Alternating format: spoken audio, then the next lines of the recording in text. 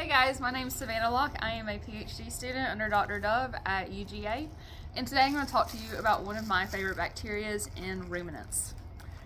So the bacteria we're going to talk about is located inside the rumen. It's known as Streptococcus bovis.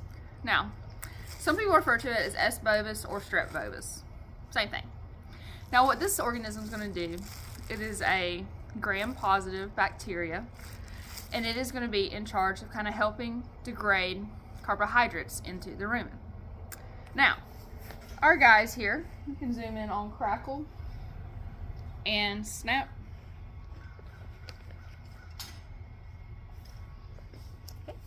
So our two lovely volunteers here, they're eating a diet full of complex carbs, fiber, energy, feed, corn, soy, grain, which you can kind of see right in here. So they're eating a bunch of this high energy, high ration diet. There's cottonseed in here, there's corn in here, corn gluten, soybean hull, total mixed ration.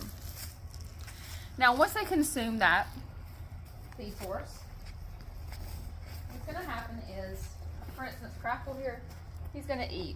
The saliva is going to act as a buffer system and push that feed source down. So eventually it winds up in the rumen.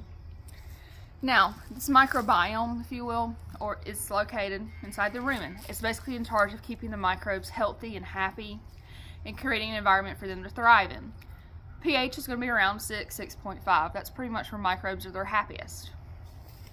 So let's actually kind of look inside. So let's make sure I don't fall off this and die.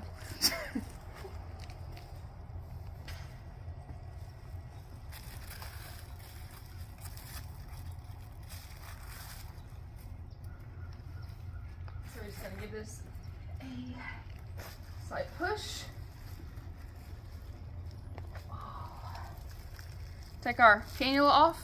For those of you who aren't familiar, Crackle here is a cannulated steer.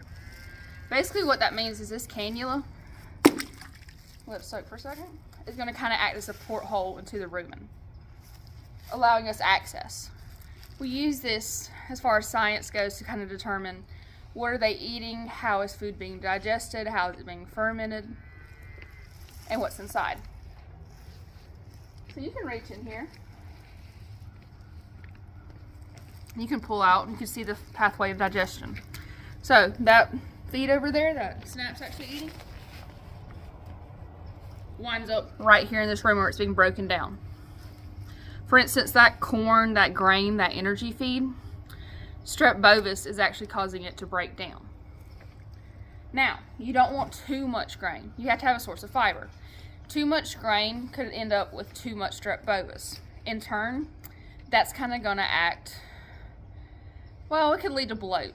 Bloat is a serious issue in cattle.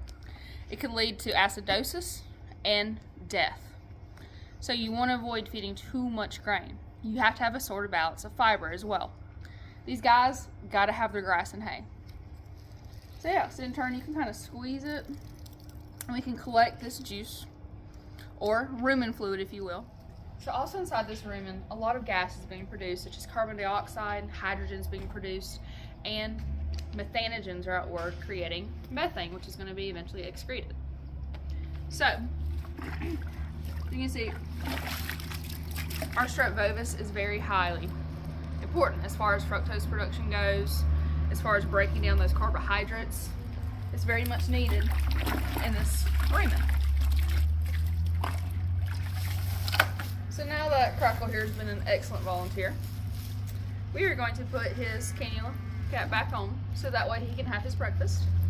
So to kind of put it back on, you just kind of scoot up a little so that's to move. The hot water is going to help this contract a little so we can put it back into place. So we're just simply going to do a little force, kind of help push it back in.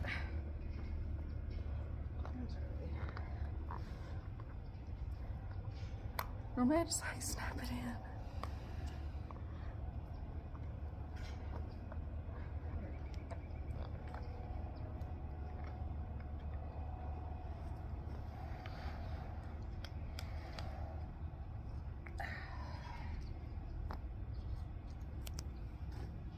20 minutes later, cannulas back into place. Now this is going to kind of help keep us seal, keep the environment as anaerobic as needed in order for that strep bovis to kind of process and do its job. Okay, so how much? Okay. So when that strep bovis is being in the rumen and it's attacking those microbes, such as those feed energy sources like corn and grain, lactate is really going to be produced. Now, lactate is regulated by the ratio of lactate dehydrogenase to pyruvate formulate. Basically, that's just saying that pH is going to change, energy levels are going to be affected, the activities of LDH and PFL are affected by the amounts of the enzyme proteins in that rumen.